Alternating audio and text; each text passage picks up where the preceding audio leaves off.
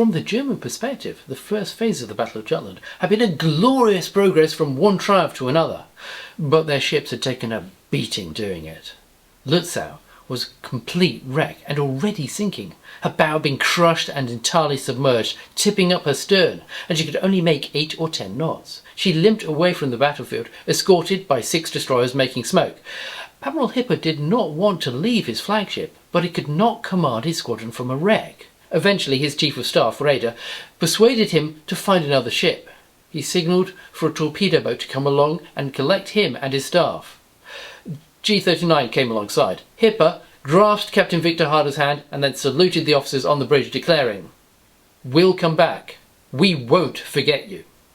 Then the Admiral jumped across to the torpedo boat. His staff followed him. Their writer even dragged along his battered typewriter. The signal flags were lowered and Admiral Hipper and Lutzow's commander parted like old hunting companions. Then G-39 slipped away to try and find him another flagship. First, Hipper tried the Deflinger, but she was in no condition to become his flagship. She had taken 20 heavy shells. 2 plates were ripped from her bow, putting her under a real threat of flooding.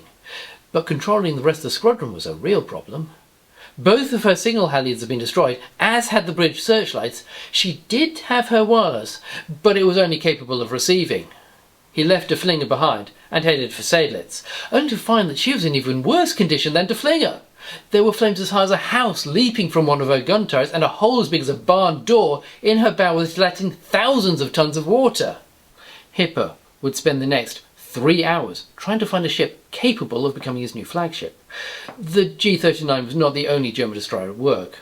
To cover the turn away, Scheer had ordered a torpedo attack. The sailors on board HMS Revenge felt a loud, heavy shock when a torpedo bounced off the ship's underwater armour without exploding. Marlborough was not so lucky. At 6:54, a torpedo struck her 20 feet below the waterline, ripping open a massive hole in her hull right by the boiler room. Water flooded into the starboard diesel and hydraulic rooms. 2 men in number 1 dynamo room lost their lives. Stokers First Class, Edgar Monk and William Russell. The fires were put out within 10 minutes, but 6 boilers from the forward stokehold were put out of action, reducing her speed to 17 knots. But where had this torpedo come from? It had not been fired by the German destroyers. Somehow, the Vice Baden was still fighting. Despite everything, the little armoured cruiser was taking on the might of the entire British Grand Fleet. Single-handed! Surrounded by dead and wounded, the 30 desperate men who remained alive on board the burning wreck had managed to load and fire a torpedo with British salvos crashing down around them. While this was going on, Vice Admiral Beatty decided to reorder the surviving ships of his force.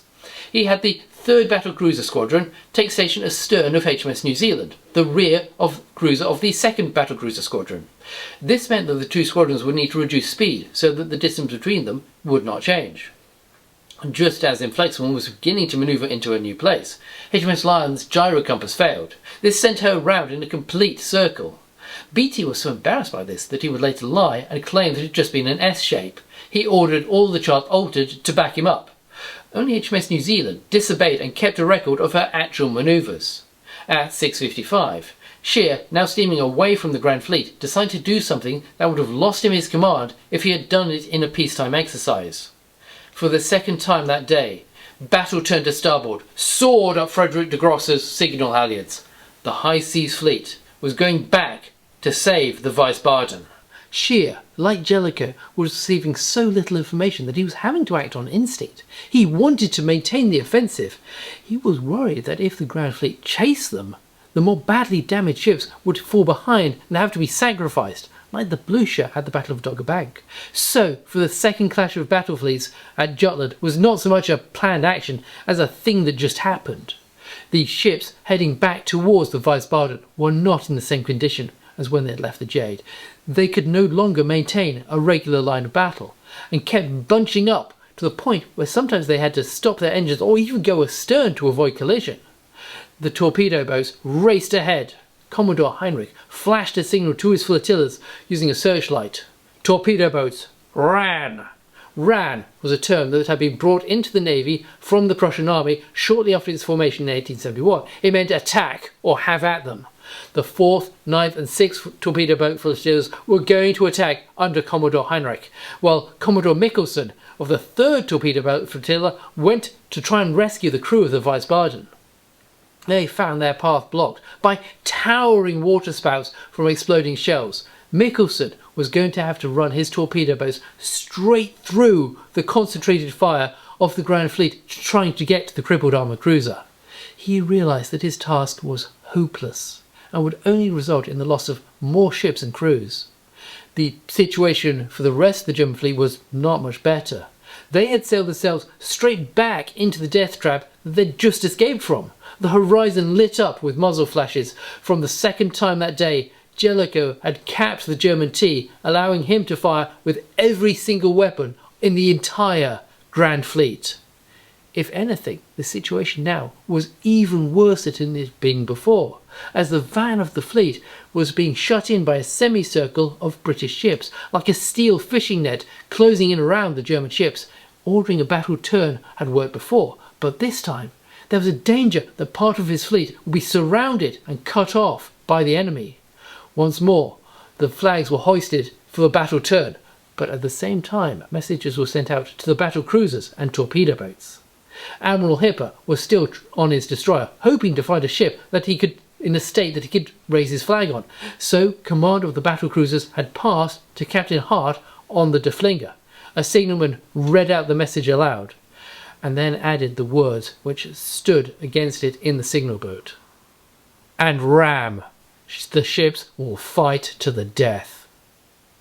Captain Hart drove his poor, battered ships into the firestorm in what became known as the death ride of the battle cruisers.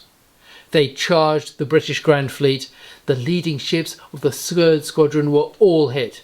Even the damaged HMS Marlborough saw 4 of her 14 salvos hit sailets, which was engaged in a gunnery duel with both HMS Hercules and HMS Colossus. The German gunners could barely see anything, let alone find an aim point.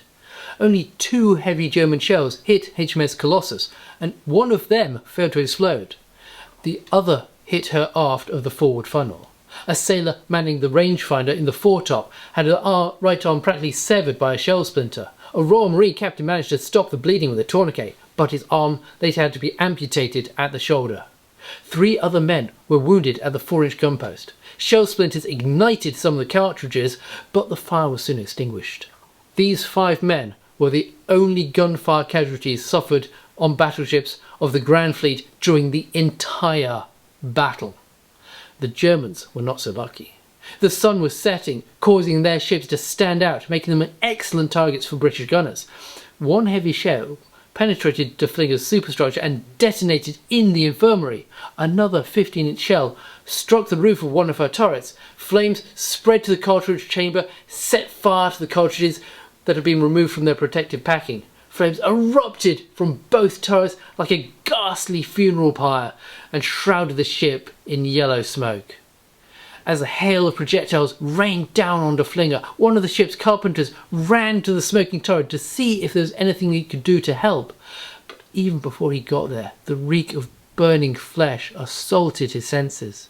He looked through the hole that had been punched between the 2 guns and was greeted by a terrible sight.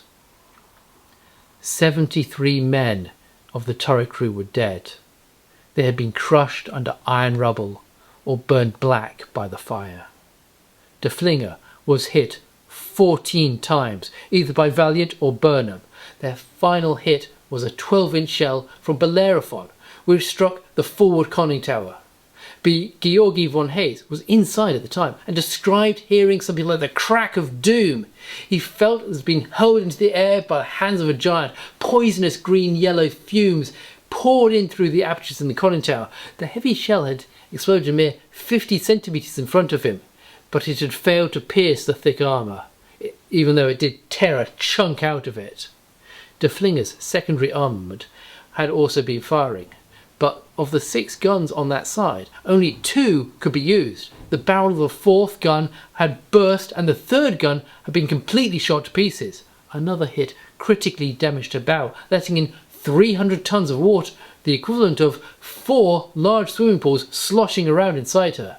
De Flinger was not the only one being hit. The British were also unleashing hell upon Lutzow as well. She was hit 5 times without being able to respond at all. The whole hull trembled and vibrated from the explosions. A heavy shell penetrated the deck between C and D turrets, destroying the aft combat dressing station. The staff surgeon was badly wounded, but would live long enough to see his patients to Wilhelmshaven Naval Hospital before dying himself. Von der Tann was unable to fight, but she would not leave her place in the line. She was hit again at the foot of the aft conning tower, and everybody on board could feel the explosion. The fumes penetrated as far down as the boiler room passages. The shell could not penetrate the conning tower's armour, but the steel splinters still managed to find its way through one of the vision slits, killing 4 men inside. Koenig was hit by a 13.5-inch shell from Iron Duke, which passed through the rolled-up torpedo netting and the upper edge of her citadel armour before exploding in the under-officer room, killing 3 men. Despite all of the damage that had been inflicted upon them, the German ships steamed on. The bodies of hundreds of grey and white fish floated around them, killed by the concussion of the British bombardment. The Germans had taken 37 hits, the British just 2. Scheer lauded his battlecruisers for their bravery, but up on the bridge of HMS Iron Duke, Jellicoe could see a second wave of German ships gathering around SMS Regensburg. These were the torpedo boats, the German admiral's Sea Cossacks. He had ordered them to follow up the battlecruisers' charge. At 7:21, Vice Admiral Scheer reiterated his order to the torpedo boats to attack. They raced out from behind a protective smoke screen that had been laid down to protect Lutzow. It only took a minute for Jellicoe to signal Le Messier's 4th Light Cruiser Squadron to stop them. Commanding the 11th Half Flotilla of the 6th Flotilla was Korvettenkapitan Max Schultz in G41. He already knew Jellicoe. The 2 of them had met during the Boxer Rebellion. He had been not eaten for 2 days, and Jellicoe had shared eggs that he had with them. They had renewed their friendship at the Kiel Week Regatta in 1910, but now they were racing towards each other at over 30 knots. A shell from HMS Vanguard landed in the water just ahead of G86. Shell fragments wounded Captain Lieutenant Grimm. Another shell struck G41 on the forecastle. An officer and 2 sailors on the bridge were wounded by splinters, as was the torpedo officer Oberleutnant Zazie Wagner. With the last of his strength, he sent 2 torpedoes racing towards the British line. Of the 13 boats, 1 was struck and 4 badly hit, but they managed to get 31 torpedoes heading straight for the Grand Fleet. The British sighted the torpedoes at 7:33 and started to manoeuvre to avoid them. Marlborough, already carrying a torpedo wound on her hull, avoided 3. 4 passed right beside Commodore Le Messier's HMS Cantaloupe.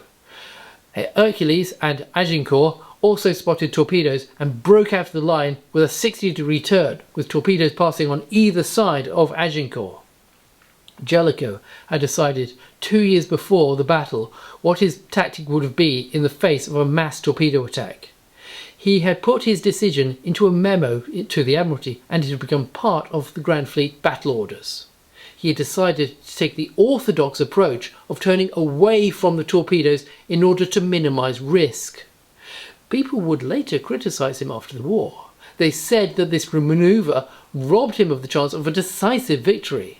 Turning towards the torpedoes instead would have kept him in contact with the German fleet, but it could have seen his own fleet blown up under him. The High Seas Fleet disappeared into a dense smoke cloud left by its destroyers. Scheer's overriding purpose now was to save as much of his fleet as he could, but Jellicoe could not know this. On the bridge of Iron Duke, he found himself decidedly uninformed about the events of the past few hours. Apart from commanders such as Goodenough, most did not feel their duty was to relay information to their commander-in-chief. He did know from intercepted radio signals that the High Seas Fleet could steam at 16 knots, and could guess that they would be probably trying to get back behind the safety of their minefields. There were 3 channels through them. Scheer could either head for the Horns Reef, for Heligoland, or for the Ems. Scheer had just had 2 encounters with the Grand Fleet and had come off worse in both of them. He could not risk a third. But whatever he was going to do, he was going to have to do it at night, because the sun was already starting to descend towards the horizon. If you want to find out what happens during the night, then please like and subscribe so the algorithm may tell you. If not, then thank you for listening for this long.